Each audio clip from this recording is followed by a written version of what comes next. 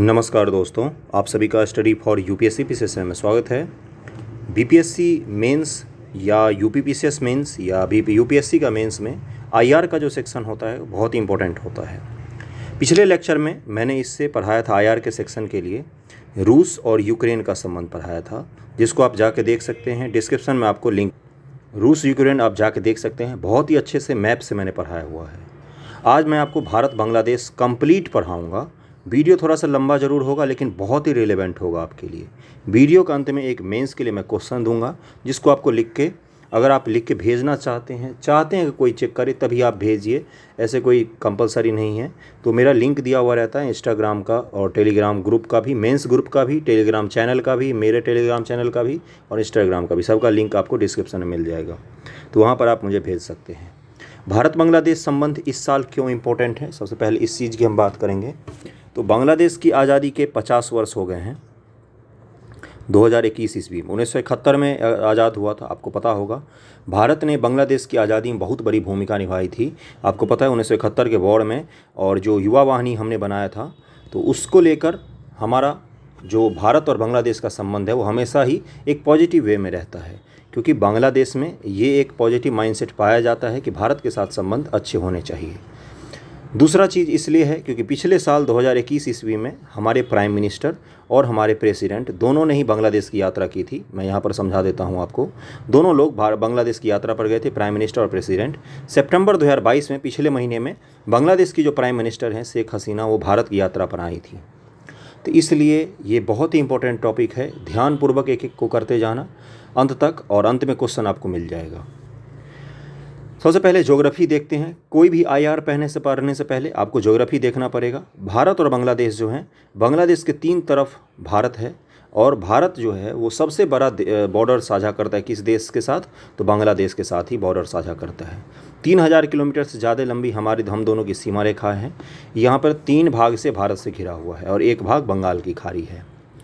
यहाँ पर chicken neck है, जिसके माध्यम से हम अपने नॉर्थ ईस्ट से कनेक्टिविटी बनाते हैं। यहाँ पर चीन के पास, सिक्किम के पास चीन का बॉर्डर है, जिसके कारण से ये एरिया जो है ये हमेशा ही क्या रहता है, एक क्या बोलते हैं उसको, हॉट स्पॉट बना हुआ रहता है भारत के लिए सामरिक और सैन्य दृष्टि से। नॉर्थ ईस्ट को जोड़ने का अगर एकमात्र यही चारा रहेगा तो ये अगर कटता है तो नॉर्थ ईस्ट के साथ हमारे संबंध कट जाएंगे।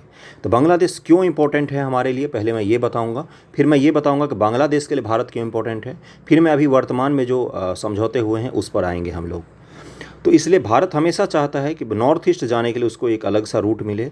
दूसरा चीज़ ये है, अगर आप देखेंगे तो पहला क्या है, वैकल्पिक मार्ग हमें नॉर्थ ईस्ट में जाने के लिए चाहिए। दूसरा पॉइंट होगा कि बांग्लादेश दुनिया में सबसे तेज़ी से बढ़ती हुई इकॉनमी में से एक है। डेवलपिंग नेशन में दुनिया में सबसे तेज़ी से बढ़ती हुई इकॉनमी में से एक है। बांग्लादेश का ह्यूमन डेवलपमेंट इंडेक्स जो है वो भारत और दक्षिण एशिया में सबसे अच्छे में से है एक। ओके, तो इसलिए भी ये सबसे बड़ा इंपॉर्टेंट हो जाता है। तीसरा चीज़ हमारे पास क्या है, सारे पॉइंट को आपको लिखना है। बहुत सारे लोग पीडीएफ की मांग करते हैं। पीडीएफ में आपको जो मैं बोल रहा हूँ वो चीज़ें नहीं मिलेगी कितनी ही बार, या मिल भी जाएंगी तो आपको याद नहीं रहेगा, क्योंकि पीडीएफ पढ़ के आपको याद करना पड़ता है। यहाँ पर मैं बोल रहा हूँ तो कान में आवाज़ जाने से ज़्यादा अच्छे से याद होता है। तीसरा पॉइंट क्या है कि भारत सबसे अधिक निर्यात जो करता है उसमें चौथे स्थान पर आता है बांग्लादेश का नाम। यानी कि बांग्लादेश के साथ हमारा जो ट्रेड है वो हमेशा प्लस में रहता है। हम निर्यात ज़्यादा करते हैं बांग्लादेश को, आयात कम करते हैं हम। ओके, पांचवा पॉइंट क्या हो जाएगा कि नॉर्थ ईस्ट के क्षेत्र में उग्रवाद की समस्या हमेशा से रही है। किस चीज़ की? मैंने बोला उग्रवाद। उग्रवाद क्या होता है? नॉर्थ ईस्ट में छोटे छोटे जनजातीय इलाकों में था कि हम अलग देश बना लेंगे, मेघालय को अलग काट कर देश बना देंगे, नागालैंड को काट कर अलग देश बना देंगे। इसाक मुइवा गुट का आपने नाम सुना होगा। तो ये सब जो खापलांग ग्रुप थे, तो ये सब जो ग्रुप थे ना, ये क्या करते थे, नॉर्थ ईस्ट में आर्मी पर अटैक करते थे और भाग के फिर बांग्लादेश में छुप जाते थे। मैंने क्या बोला? नॉर्थ ईस्ट में भारत पे अटैक करते थे, भारत की आर्मी पर, भारत सरकार के जो अधिकारी होते थे उन पर हत्याएं कर देते थे, बिहारी मजदूरों की हत्या कर देते थे और उसके बाद से फिर बांग्लादेश में छुप जाते थे। तो शेख हसीना जी से पहले की जो गवर्नमेंट थी बांग्लादेश में, 2009 ईस्वी से पहले की गवर्नमेंट, वो भारत सरकार को लेकर अच्छा रुख नहीं रखती थी, वो चीन के लिए पॉजिटिव रुख रखती थी। तो शेख हसीना जी की जब से गवर्नमेंट आई 2009 के बाद से, तब से भारत ने नॉर्थ ईस्ट में बांग्लादेश की मदद से, यही शब्द आपको लिखना है, बांग्लादेश और भूटान की मदद से नॉर्थ ईस्ट में उग्रवाद पर नियंत्रण लगाया है। आतंकवाद मत शब्द लिखना, उग्रवाद लिखना। उग्रवाद, आतंकवाद, नक्सलवाद सब अलग अलग होते हैं। ओके, तो उग्रवाद पर हमें नॉर्थ ईस्ट में नियंत्रण लगाने बांग्लादेश से काफ़ी ज़्यादा मदद मिला है। चौथा क्या है, पांचवा पॉइंट मैंने बता दिया था। छठे पॉइंट पर चलते हैं, थोड़ा सा वाइट पेज में ले लेता हूँ। छठा पॉइंट क्या था कि हमारी जो संस्कृति है और हमारा जो इतिहास है वो तो एक ही है। 1947 से पहले तो हमारे देश का ही भाग था, पूर्वी बंगाल का भाग था। बंगाल तो हमारे राष्ट्रवाद का हब रहा है हमेशा से। ओके, तो बांग्लादेश जो है वो भारत के साथ सांस्कृतिक और ऐतिहासिक रूप से हमेशा से जुड़ा हुआ है। दुर्भाग्य यह है कि पाकिस्तान भी जुड़ा हुआ था, लेकिन वहाँ पर कट्टरपंथी सरकारें आई, जिसके कारण से हमारे जो अपने ऐतिहासिक संबंध रहे हैं वो हमेशा से ख़राब हो गए। भारत का ही भाग बांग्लादेश था, और अभी तो सामरिक रूप से इम्पोर्टेंट हमारे लिए इसलिए भी है क्योंकि हमारे सांस्कृतिक और ऐतिहासिक संबंध जुड़े हुए हैं। हम दोनों एक दूसरे के साथ अगर इकोनॉमिक रूप से साझा करते रहेंगे चीज़ें, तो वर्ल्ड बैंक का रिपोर्ट है कि भारत और बांग्लादेश अगर ऐसे ही व्यापार करते रहे तो आने वाले क्षेत्र में ये दुनिया का सबसे बड़ा इकोनॉमिक जोन में से एक बन जाएगा। मैंने क्या बोला, इस चीज़ को ध्यान रखना है। सातवां पॉइंट है BBIN। अब ये क्या है? बांग्लादेश, भूटान, इंडिया और नेपाल। नेपाल हो गया, भारत हो गया, ये भूटान हो गया और ये बांग्लादेश हो गया। इन लोगों ने आबाद रूप से ट्रांसपोर्ट का आदान प्रदान, मतलब एक दूसरे देश में जो माल लेके गाड़ियां जाएंगी, चाहे वो ट्रक जाएं या कोई और व्हीकल जाए, ट्रेन जाए, इनके आबाद रूप से जाने के लिए इन सब ने समझौता किया था, जिसमें बाद में भूटान अलग हो गया। अगर आप देखेंगे तो यहाँ पर भूटान है, ये बांग्लादेश है, ये पूरा भारत का एरिया है और ये है नेपाल का एरिया। सोचो ये देश अगर एक साथ व्यापार करने लगे, सबके सामान एक दूसरे में आबाद रूप से घूमने लग गए, तो बहुत ही बड़ा इकोनॉमिक जोन बन जाएगा ये। तो भूटान इसमें शामिल नहीं हुआ क्योंकि उसके यहाँ पर्यावरण को लेकर एक अलग ही जुनून है। तो उन्होंने बोला कि हमारे यहाँ जब इतने सारे ट्रांसपोर्टेशन की गाड़ियाँ आएंगी तो हमारे यहाँ का पर्यावरण ख़राब हो जाएगा। वो हमेशा पैसों को ऊपर पर्यावरण को प्राथमिकता देते हैं, इसलिए भूटान इसमें शामिल नहीं हुआ। नेपाल, भारत और बांग्लादेश ने इस चीज़ को हस्ताक्षर कर लिया है। BBIN क्या बोला मैंने? भारत, बांग्लादेश, भूटान, नेपाल और इंडिया, इस समझौते का यही नाम था। ओके, आठवां पॉइंट अगर आप देखोगे तो भारत और बांग्लादेश के बीच में, मैं संख्या बोलूँगा तो चौंक जाओगे आप, 54 बड़ी नदियां हैं, 54 बड़ी नदियां हैं जिनका जल एक दूसरे देशों से साझा करते हैं। ये कितना बोला मैंने? 54 नदियां हैं जिनका जल साझा करते हैं, जिसमें दो महत्वपूर्ण नदियां हैं, एक है गंगा और दूसरी है ब्रह्मपुत्र। ये दुनिया की सबसे बड़ी नदियों में से एक हैं और सबसे बड़े जो 12मासी नदियां होती हैं उनमें शामिल हैं। इनके जल दोनों देश साझा करते हैं, इसलिए भी दोनों देश के रिलेशन एक दूसरे पर डिपेंडेंट हो जाते हैं, क्योंकि जल जो जाएगा, अगर भारत बिना बांग्लादेश को कॉन्फिडेंस में लिए हुए अगर यहाँ पर क्या करता है कि डैम बना देता है गंगा नदी पर, तो किसको दिक्कत हो जाएगी? बांग्लादेश को दिक्कत हो जाएगी। या ब्रह्मपुत्र पर डैम बना देता है या तीस्ता नदी विवाद जो चल रहा है उस पर डैम बना देता है, तो क्या हो जाएगा? यहाँ पर बांग्लादेश को दिक्कत हो जाएगी। इसलिए नदियों को लेकर भी हम दोनों के साझा हित हैं, इसलिए भी हमारे लिए बांग्लादेश के साथ संबंध इंपॉर्टेंट हो जाता है। एक एक पॉइंट आपको नोट करना है, बहुत ही अच्छे हैं। पांचवा क्या है? जो बंगाल की खाड़ी है, बे ऑफ बंगाल है, इनमें दोनों के साझा हित हैं। इसमें कोई अगर तीसरी शक्ति आती है, जैसे चीन का हस्तक्षेप बढ़ता है, तो बांग्लादेश के लिए भी खतरा होगा और हमारे लिए भी खतरा होगा। ओके, पांचवा पॉइंट क्या है कि बांग्लादेश में और बांग्लादेश में हमेशा इलेक्ट्रिसिटी की कमी रहती है। अभी मैंने बताया क्या कि इकॉनमी इनकी बहुत तेज़ी से ग्रो कर रही है। तो इकॉनमी लगातार ग्रो करता रहे, उसके लिए क्या चाहिए होता है? एनर्जी सेक्टर इनको अच्छा चाहिए। तो भारत बांग्लादेश को बहुत बड़ी मात्रा में इलेक्ट्रिसिटी की सप्लाई करता है और बांग्लादेश में अभी मैत्री पावर प्लांट का भी उद्घाटन किया गया है। मैत्री पावर प्लांट, मैत्री ट्रेन भी चलाया गया है, मैत्री पावर प्लांट का भी उद्घाटन किया गया है। अडानी ग्रुप जो भारत में एक बिजनेसमैन है, तो उनका भी 1-2 पॉइंट यहाँ पर पावर प्लांट लाने का प्लानिंग चल रहा है। और भारत और रूस के सहयोग से बांग्लादेश में एक न्यूक्लियर प्लांट बनाया जा रहा है। इतने अच्छे से आपको किसी भी चैनल पर मिल जाए तो मुझे आके बता देना कि नहीं कोई और भी है जो अच्छा पढ़ा रहा है। इससे नहीं मिलेगा गारंटी। मुझे अपने पर भी तो भरोसा होता है ना, मैं कैसा पढ़ा रहा हूँ कैसा नहीं, तो इसलिए मैं कह रहा हूँ। आगे और भी पॉइंट्स आएंगे, उसको देखते चलेंगे हम लोग।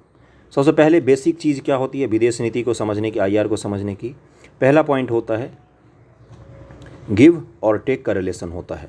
जब तक आप कुछ देते रहेंगे मैं भी आपको कुछ देता रहूँगा। जिस दिन हम दोनों के इंटरेस्ट खत्म हो जाएंगे हमारा रिलेशन कमज़ोर पड़ जाएगा। सबसे पहला विदेश नीति का यही होता है, नो इमोशनल रिलेशन होता है। किसी तरह का कोई इमोशन साझा नहीं करते हैं देश रिलेशन में।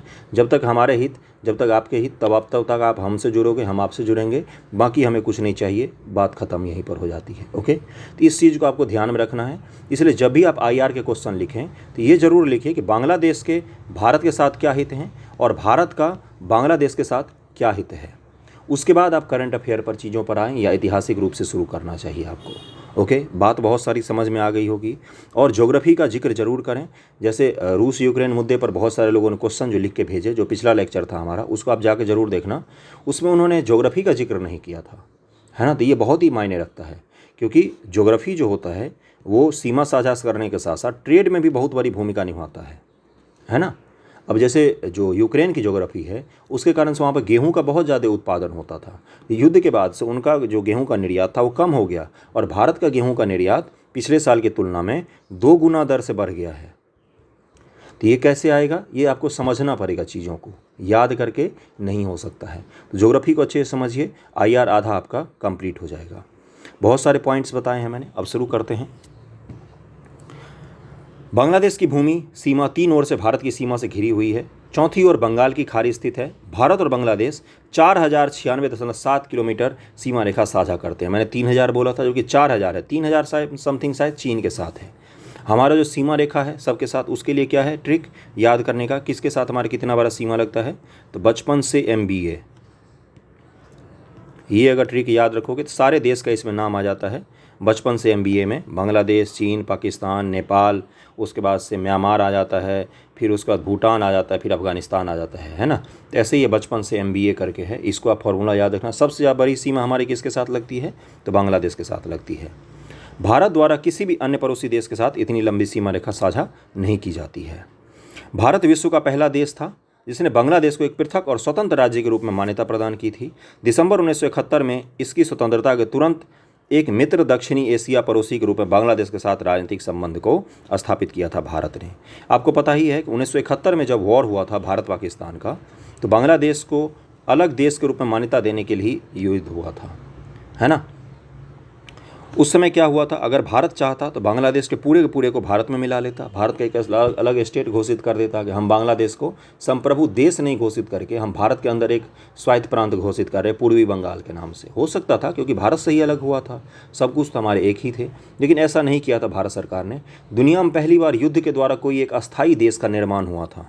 शब्द मेरे ध्यान से रखना याद, अस्थायी देश का। इसका मतलब क्या होता है, एक ऐसा देश जो युद्ध के बाद बना और अस्थायी रूप से अपना अस्तित्व भी बना के रखा और ग्रो भी कर रहा है। पाकिस्तान से बहुत अच्छी हालत में है बांग्लादेश। ये दुनिया में एकमात्र उदाहरण है, ऐसा उदाहरण कहीं भी नहीं मिलता है। द्वितीय विश्व युद्ध, प्रथम विश्व युद्ध के बाद कुछ देश बने थे, लेकिन सब बाद में क्या हो गए, अलग अलग बिखर गए। बांग्लादेश एकमात्र इसका उदाहरण है। भारत विश्व का पहला देश था जिसने बांग्लादेश को एक पृथक और स्वतंत्र राज्य के रूप में मान्यता प्रदान किया था 1971 के बाद ही। भारत की नेबरहुड फर्स्ट, ये क्या होता है कि पड़ोसी को पहले ध्यान में रखना है हमें। पड़ोसी जो होते हैं उनका पहले ध्यान रखना है, बाकी चीज़ों को बाद में हमें देखना है। तो नेबरहुड फर्स्ट नीति हमेशा हमारे लिए रहता है, पाकिस्तान और चीन को छोड़कर। श्रीलंका के लिए, मालदीव के लिए, नेपाल के लिए, भूटान के लिए, म्यांमार के लिए, इन लोगों के लिए जब भी आप किसी भी क्वेश्चन का आंसर लिखोगे IR में, तो आप इस पॉलिसी को जरूर लिखना। कौन सा policy, neighbourhood first. Neighbourhood first नीति में बांग्लादेश एक महत्वपूर्ण स्थान रखता है। बांग्लादेश के साथ भारत के सभ्यतागत, सांस्कृतिक, सामाजिक और आर्थिक संबंध हैं। भारत, पूरी दुनिया में 2 देश एकमात्र हैं ऐसे जिनके जो राष्ट्रगीत हैं, राष्ट्रगान है, वो एक ही आदमी ने लिखा है, टैगोर साहब ने लिखा है, भारत और बांग्लादेश दोनों का।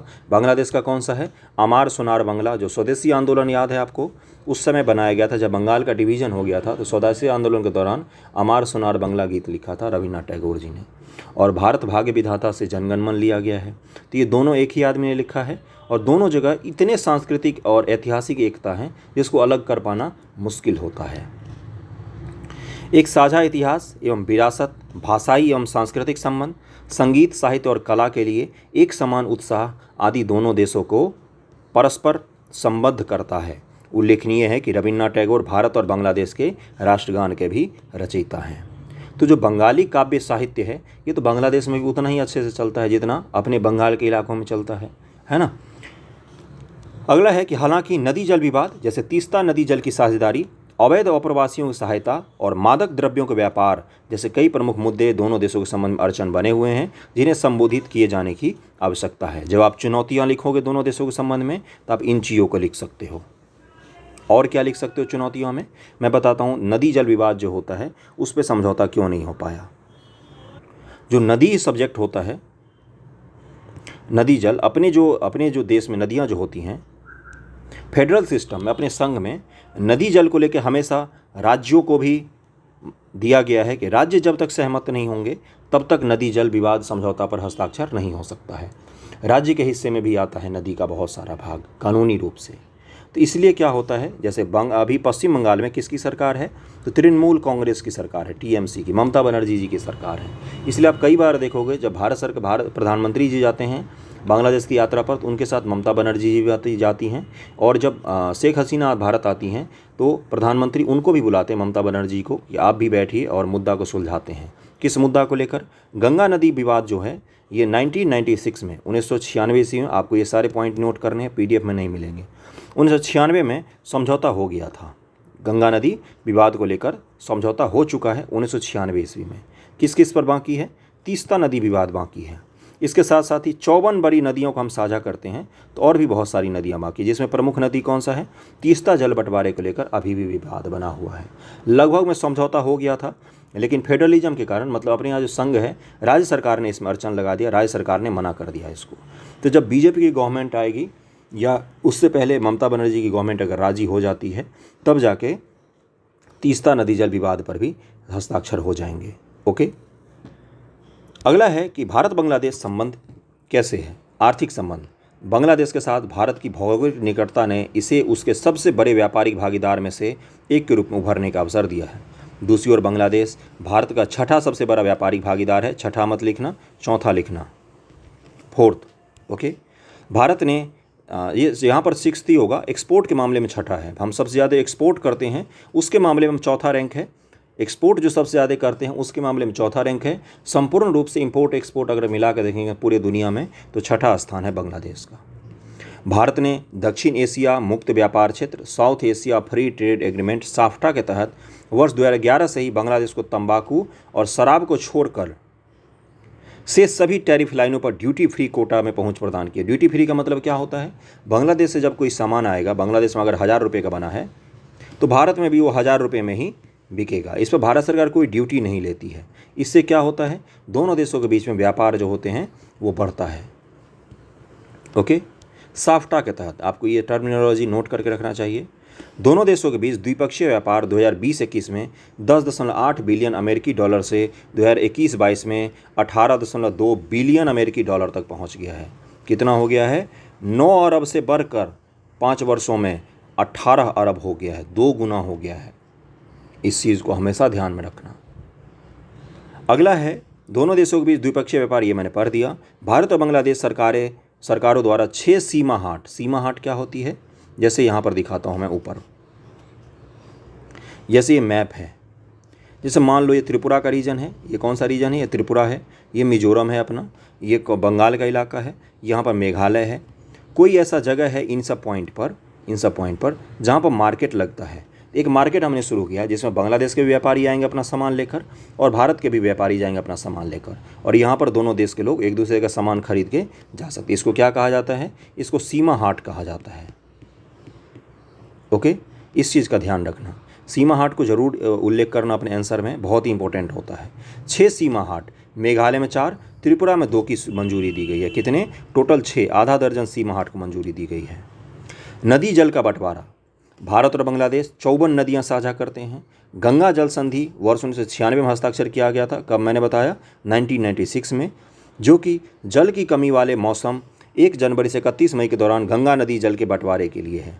जब जल की कमी हो जाती है, जब ठंड का मौसम आता है, पूरी दिसंबर से लेकर और मई जून तक जल की कमी वाला मौसम रहता है ना। तो इस मौसम में जल के बंटवारे को लेकर समझौता हुआ है। हाल ही में कुसियारा समझौता, वेरी इंपॉर्टेंट, इसको लिख कर आपको रख लेना है और इससे संबंधित जितने फैक्ट हैं उसको तैयार करके रख लेना है। बीपीएससी में भी आपको काम आएगा, यूपीएससी में भी आपको काम आएगा। ओके, जब बाकी किसी भी एग्जाम में प्री में भी काम आ सकता है। पीटी में कुशियारा नदी का पूछ सकता है, उद्गम कहाँ है और ये कहाँ अपना मुहाना बनाती है ना। और मेंस में तो इस समझौते को ही पूछ सकता है, जिससे भारत में दक्षिणी असम और बांग्लादेश में सिलहट क्षेत्र के लोगों को लाभ प्राप्त हुआ है। नोट डाउन करना, भारत में दक्षिणी असम और बांग्लादेश में सिलहट क्षेत्र के लोगों को लाभ प्राप्त हुआ है कुशियारा समझौता से। कनेक्टिविटी संपर्क, भारत और बांग्लादेश में 4096.7 किलोमीटर भूमि सीमा साझा करते हैं, जो भारत के असम, त्रिपुरा, मिजोरम, मेघालय और पश्चिम बंगाल को स्पर्श करती है। अंतर्देशीय जलमार्गों के माध्यम से परागमन और व्यापार बांग्लादेश एवं भारत के बीच लंबे समय से बने रहे हैं। समय के मानकों पर खरे उतरे प्रोटोकॉल द्वारा नियंत्रित होते हैं हमेशा से ही। अगरतला अखौर रेल लिंक, इस रेल लिंक को आपको जिक्र करना है आंसर में। जब भी आप आंसर लिखेंगे इस रेल लिंक का जिक्र करेंगे। कौन सा? अगरतला अखौर रेल लिंक पूर्वोत्तर भारत और बांग्लादेश के बीच पहला रेल मार्ग होगा। पूर्वोत्तर भारत, देखो बांग्लादेश और नॉर्थ ईस्ट के बीच पहला होगा। क्या बांग्लादेश में इससे पहले भारत से ट्रेन नहीं चलती थी? चलती थी। कहाँ से चलती थी? जो वेस्ट बंगाल है, कोलकाता से, वहाँ से अलग अलग ट्रेनें जाती थी बांग्लादेश में, लेकिन नॉर्थ ईस्ट से ट्रेन नहीं जाती। नॉर्थ ईस्ट इंडिया में तो ट्रेन की कनेक्टिविटी हमारे देश के अंदर ही कम था, तो इंटरनेशनल कैसे हो जाता है ना। और ये क्यों बनाया जा रहा है उसको मैं सबसे अंत में आपको एक्सप्लेन करूँगा। विद्युत और ऊर्जा क्षेत्र सहयोग, भारत और बांग्लादेश के बीच ऊर्जा क्षेत्र के सहयोग में भी पिछले कुछ वर्षों में बृहद प्रगति हुई है। ऊर्जा क्षेत्र के सहयोग में आपको ये बनाना है कि ऊर्जा में हमारे क्या सहयोग हो रहे हैं, हमारे सांस्कृतिक रूप से कैसे सहयोग बढ़ रहे हैं, हमारे आर्थिक रूप से कैसे सहयोग बढ़ रहे हैं, सामरिक रूप से कैसे सहयोग बन रहे हैं। आपको जब आंसर लिखना है तो ऐसे ही सब पॉइंट, सब हेडिंग बना के आपको उसके अंदर लिखना पड़ेगा। वर्ष 2018 में हस्ताक्षरित भारत बांग्लादेश मैत्री पाइपलाइन परियोजना, मैत्री रेल भी चलाया गया है, मैत्री पाइपलाइन भी है, मैत्री पावर प्लांट भी है। ओके, पावर प्लांट, तो इन सब चीज़ों का ध्यान रखना है। भारत में पश्चिम बंगाल के सिलीगुड़ी और बांग्लादेश के दिनाजपुर जिले के पार्वतीपुर को जोड़ेगी। दोनों देश में हाइड्रोकार्बन क्षेत्र में सहयोग पर समझौते की रूपरेखा, फ्रेमवर्क और अंडरस्टैंडिंग पर भी हस्ताक्षर किए गए हैं।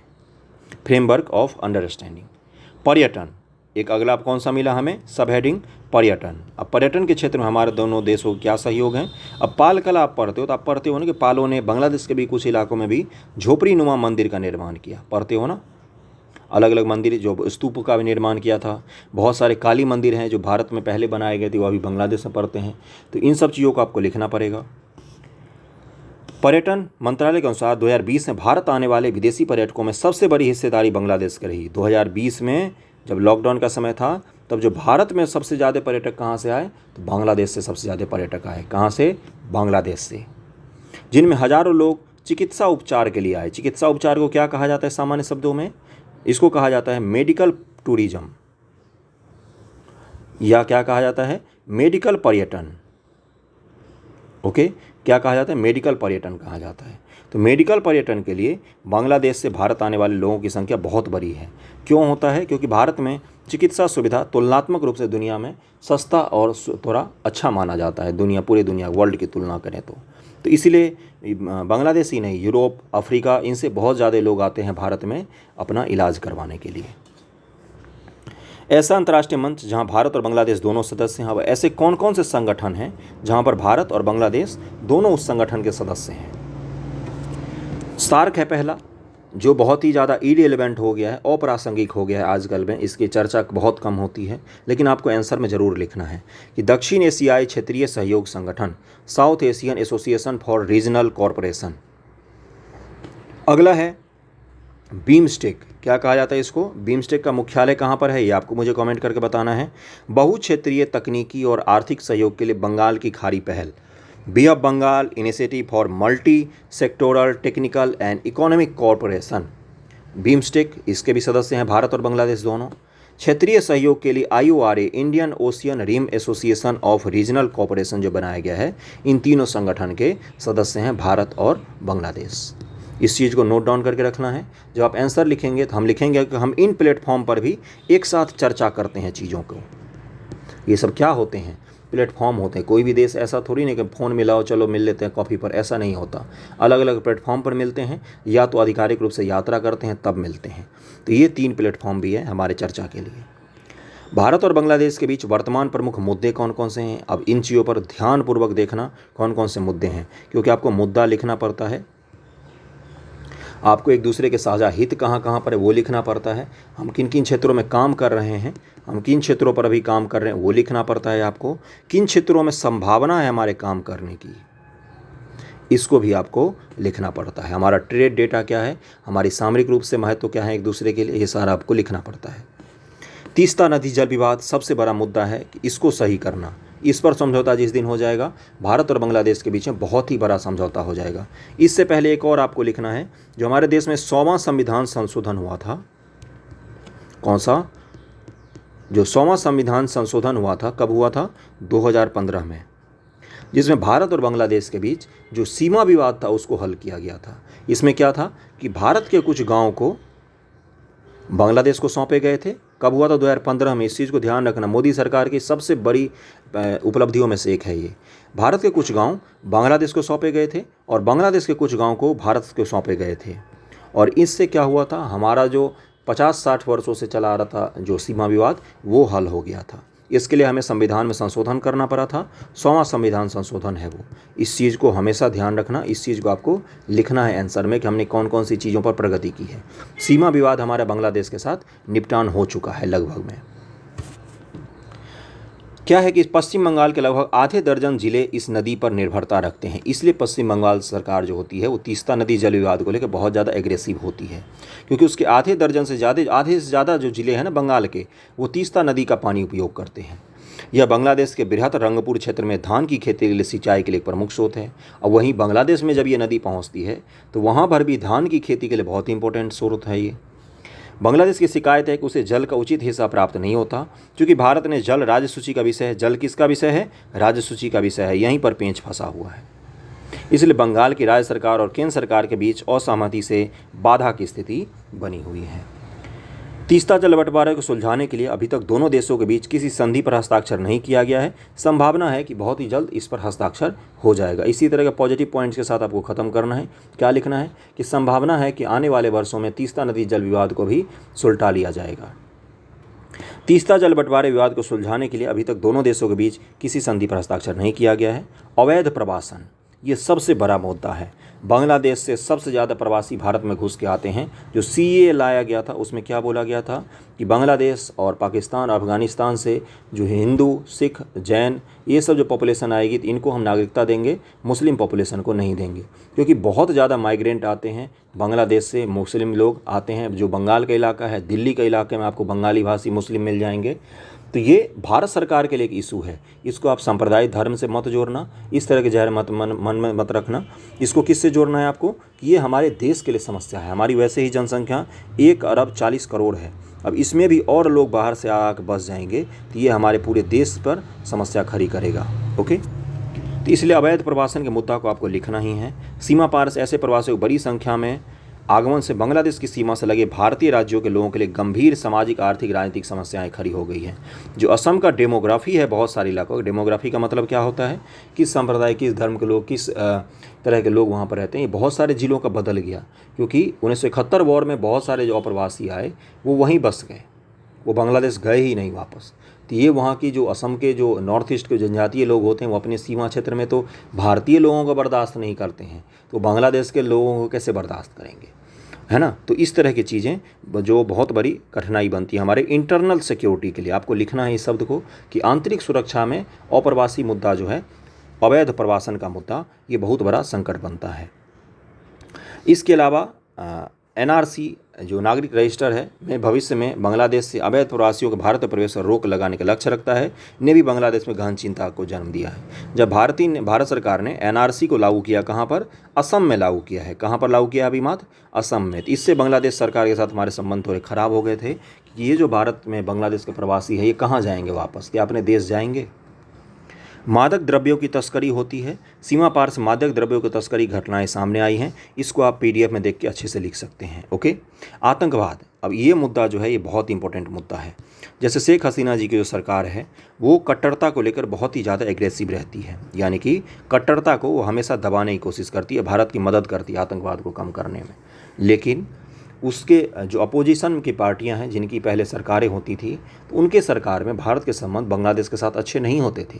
क्यों? क्योंकि वो कट्टरता को बढ़ावा देती थी, वो मुस्लिम और इस्लाम के नाम पर अपने देश में सरकारें बनाती थी। जबकि जो शेख हसीना जी की सरकार है ये किस मुद्दे पर चलती है? ये डेवलपमेंट के मुद्दे पर चलती है।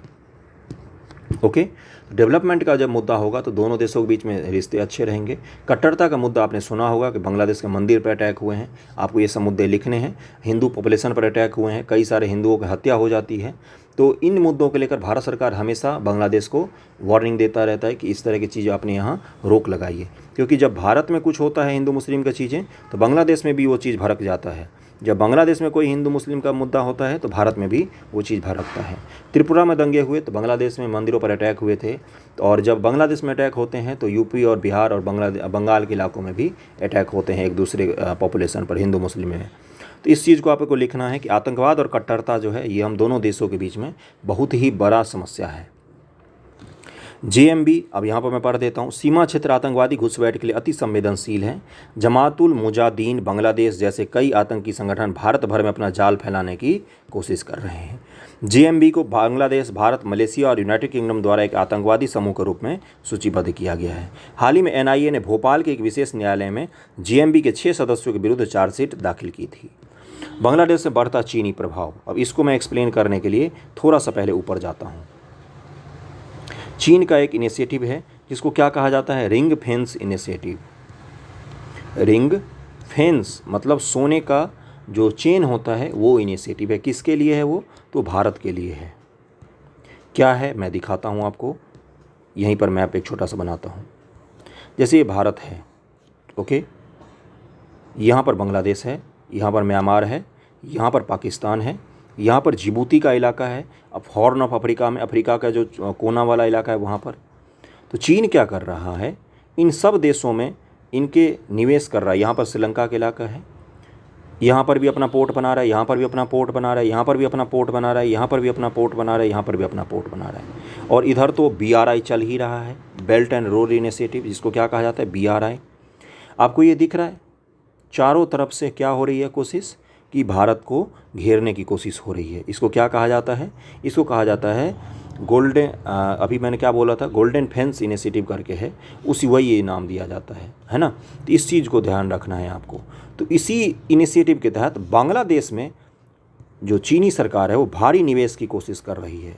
म्यांमार का सितवे पोर्ट है, बांग्लादेश का चिटगांग का पोर्ट है, चिटगांग है ना। तो उन सब पोर्टों पर बहुत भारी निवेश कर रही है, इसलिए वो हमारे लिए बहुत ही बड़ी चिंता की सबब था। लेकिन बांग्लादेश की जो वर्तमान सरकार है इनका पॉलिसी क्या है कि फ्रेंडशिप तो हम सबके साथ रखेंगे, लेकिन हम किसी गुट में शामिल नहीं होंगे। तो ये अच्छी चीज़ है भारत के लिए। अगला है कि BRI का एक सक्रिय भागीदार है। बेल्ट एंड रोड इनिशिएटिव का बांग्लादेश एक सक्रिय भागीदार है। बेल्ट एंड रोड इनिशिएटिव में चीन का जो है उसमें बांग्लादेश सदस्य है, लेकिन भारत हमेशा इसका विरोध करता रहा है, BRI का, बेल्ट एंड रोड इनिशिएटिव का। अगला है, इसके अलावा बांग्लादेश ने रक्षा क्षेत्र में पनडुब्बियों सहित अन्य चीनी सैन्य उपकरण का आयात किया है, जो भारत की राष्ट्रीय सुरक्षा के लिए प्रमुख चिंता है। बांग्लादेश क्या कर रहा है? चीन से सैन्य साजो सामान खरीद रहा है। तो ये हमारे लिए एक चिंता का विषय है। आगे की राह हमें क्या करना है, हम दोनों को कैसे एक साथ रहना है? तो तीस्ता नदी जल विवाद को संबोधित करना, तीस्ता नदी के जल के बंटवारे की सीमा का निर्धारण और एक परस्पर समझौते तक पहुंच की दिशा में आम सहमति स्थापित करने के लिए पश्चिम बंगाल सरकार और केंद्र सरकार दोनों को आपसी समझ के साथ मिलकर कार्य करना चाहिए और सहकारी संघवाद का संकेत देना चाहिए। बेहतर संपर्क करना है, तटीय संपर्क स्थापित करना है, सड़क, रेल और अंतर्देशीय जलमार्ग के सहयोग को मजबूत कर इन भूभाग में कनेक्टिविटी संपर्क बढ़ाने की आवश्यकता है। बाकी आपको ये सारा PDF मैं प्रोवाइड करवाऊंगा टेलीग्राम चैनल पर, कल आपको ये मिलेगा PDF। और कुछ पूछना हो तो इंस्टाग्राम पर आप मुझे मैसेज कर सकते हैं या टेलीग्राम पर। अगला हेडलाइन है कि ऊर्जा सुरक्षा।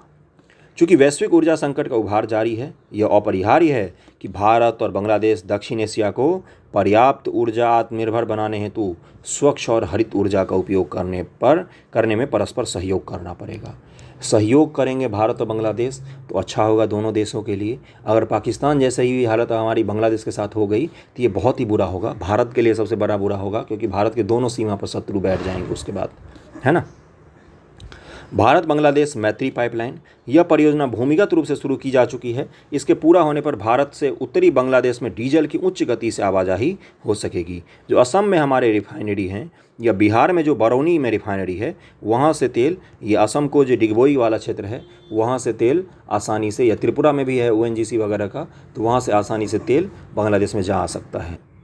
नेक्स्ट है कि बांग्लादेश ने इंडियन ऑयल कॉरपोरेशन, जो भारत सरकारी कंपनी है, IOC Indian oil corporation limited को परिष्कृत पेट्रोलियम उत्पादों की सरकार से सरकार आपूर्ति हेतु पंजीकृत एजेंसी के रूप में स्वीकार किया है। जो रिफाइंड पेट्रोलियम उत्पाद होते हैं वो इंडियन ऑयल कॉरपोरेशन किसको बेचेगी? बांग्लादेश सरकार को बेचेगी। व्यापक आर्थिक भागीदार समझौता CAPA को ध्यान केंद्रित करना, इससे क्या होता है, इसको लगभग क्या माना जाता है, फ्री ट्रेड एग्रीमेंट पर हम हस्ताक्षर करने की ओर बढ़ रहे हैं। बांग्लादेश वर्ष 2026 तक एक अल्प विकसित देश से एक विकसित देश में परिणत हो जाएगा, इतना तेज़ी से ग्रो कर रहा है। फिर अंतर्राष्ट्रीय और क्षेत्रीय व्यापार समझौते के तहत LDC को प्राप्त करना और अन्य लाभों का पात्र नहीं रह जाएगा। LDC क्या होता है? गरीब देशों को ये मुहैया करवाया जाता है कि आप फ्री में हमारे यहाँ सामान आके बेच लीजिए, हम ज़्यादा आपसे टैरिफ नहीं लेंगे। अमेरिका भी बांग्लादेश को LDC देता है, इसके वजह से अमेरिका में बांग्लादेश की सामानें जो होंगी वो आसानी से बिक सकती हैं। व्यापक आर्थिक भागीदारी समझौता comprehensive economic partnership agreement CAPA के माध्यम से बांग्लादेश इस संक्रमण का प्रबंधन कर सकने और अपने व्यापार विशेषाधिकार को सुरक्षित रखने में सक्षम होगा। जब बांग्लादेश को LDC मिलना बंद हो जाएगा, जो कम विकसित देशों को मिलता है, तो बांग्लादेश CAPA से उसका लाभ उठा सकता है सामान बेचने का। अगला है चीन के प्रभाव का मुकाबला करना। परमाणु प्रौद्योगिकी, कृत्रिम बुद्धिमत्ता, आधुनिक कृषि तकनीक और बाढ़ डेटा विनियमन के बांग्लादेश साथ सहायता करने से उसके साथ भारत के संबंधों को और मजबूती मिलेगी। यह चीन के प्रभाव को काफ़ी हद तक मुकाबला करने में भी मदद करेगा। शरणार्थी संकट से हमें निपटना पड़ेगा। उसके बाद से हम प्रश्न पर आएंगे। उस प्रश्न से पहले मैं कुछ और मुद्दे बता देता हूं। जैसे जलवायु परिवर्तन को लेकर जो मुद्दा है, अगर जलवायु परिवर्तन होता है, नदियां सूख जाती हैं, तो भारत और बांग्लादेश दोनों के लिए चिंता का विषय होगा। जो सुंदरवन का इलाका है, सुंदरवन का जो इलाका है जो हम साझा करते हैं, भारत और बांग्लादेश, दुनिया के सबसे बड़े डेल्टा का क्षेत्र है ये। यहाँ पर भी हम दोनों को एक साथ मिलकर काम करना पड़ेगा। जंगली जीवों के निर्बाध आवाजाही को और सुंदरवन के क्षेत्र में जो उग्रवादी ग्रुप होते हैं उनसे निपटने के लिए, जलदस्यु जो होते हैं उनसे निपटने के लिए हमें साझा काम करना पड़ेगा। ओके, तो बहुत सारे मैंने पॉइंट्स बताए हैं आपको, एक एक पॉइंट बताया है। वर्तमान में कौन कौन से समझौते किए हमने, उस पर मैं आ जाता हूँ। बांग्लादेश की जो प्राइम मिनिस्टर आई थी भारत, तो सबसे पहला समझौता हुआ है साइंस और टेक्नोलॉजी में, कि हम दोनों देश एक दूसरे की मदद करेंगे। भारत साइंस और टेक्नोलॉजी में बहुत आगे है बांग्लादेश से। IT के क्षेत्र में, इंफॉर्मेशन टेक्नोलॉजी में भी भारत सरकार मदद करेगी बांग्लादेश सरकार की। तीसरा पॉइंट है IT के अलावा ट्रांसपोर्ट। मैंने पहले ही बताया BBIN, भारत बांग्लादेश नेपाल और भूटान को लेकर जो समझौता है उस पर भी बातचीत हो रही है। तो ट्रांसपोर्टेशन में भी हमारे समझौते हुए हैं। अगला है स्पेस टेक्नोलॉजी। बांग्लादेश स्पेस में कहीं है ही नहीं, भारत स्पेस में बहुत आगे है, तो स्पेस टेक्नोलॉजी पर भी समझौता किया गया। इन सारे पॉइंट्स को आपको नोट करना है। अगला है इसके अलावा कि कुसियारा नदी जल समझौता हो गया है, अभी जो आई थी भारत उसमें हस्ताक्षर हो गया है। इसको लेकर आतंकवाद और कट्टरता पर रोक लगाने के लिए भी समझौता किया गया है। पूर्वी भारत में, उत्तर पूर्वी भारत जो है भारत का, उसमें हमेशा शांति बनाए रखने के लिए भी बांग्लादेश सरकार ने सहयोग करने की बात की है। इसके अलावा और भी सबसे बड़ा मुद्दा था क्रॉस बॉर्डर इलेक्ट्रिसिटी। बहुत सारे पॉइंट्स मैंने आपको बताए हैं।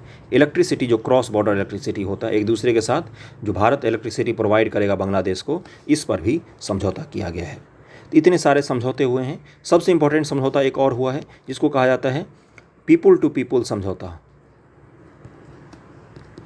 पीपुल टू पीपुल जो होता है कॉपरेशन, उसकी बात की गई है कि लोग से लोग जुड़ेंगे एक दूसरे के साथ, है ना। तो ये सारे पॉइंट्स थे आज के। और आज के आप क्वेश्चन पे चलते हैं। वीडियो जैसा भी लगा हो ज़रूर बताना, और आप क्वेश्चन लिख के भेज सकते हैं। सारे का लिंक होता है। जो मेंस ग्रुप है उसका भी टेलीग्राम लिंक है। जो मेन चैनल है टेलीग्राम चैनल, जहाँ पर आपको PDF मिलेगा, उसका भी लिंक है, वहाँ पर मिल जाएगा आपको। इसके साथ साथ इंस्टाग्राम ID मिल जाएगी मेरी आपको, जहाँ पर आपको कुछ पूछना हो, कुछ बताना हो तो आप कर सकते हैं। तो भारत की नेबरहुड फर्स्ट नीति में बांग्लादेश की केंद्रीय भूमिका के बावजूद अभी भी कई प्रमुख मुद्दे मौजूद हैं जिन्हें संबोधित करने की आवश्यकता है। परीक्षण कीजिए, मतलब कि भारत की जो नेबरहुड फर्स्ट नीति है उसमें बांग्लादेश बिल्कुल प्रमुख भूमिका में है, लेकिन अभी भी कई सारे मुद्दे हैं हम दोनों के बीच में जिसको अभी एड्रेस करना बाकी है। कौन कौन से ऐसे मुद्दे हैं जिनको हमें एड्रेस करना चाहिए, कैसे रिलेशन है हमारे, ये सब आपको लिखना है। और कल का जो वीडियो था भारत यूक्रेन मुद्दा, उसको जाके आप जरूर देखिए, इसी तरह का एनालिसिस आपको उसमें मिलेगा। 13 से 14 टॉपिक हैं कुल टोटल जिसको मैं करवाऊंगा, उसी से मैक्सिमम क्वेश्चन आपके एग्जाम में बनेंगे। Thank you so much.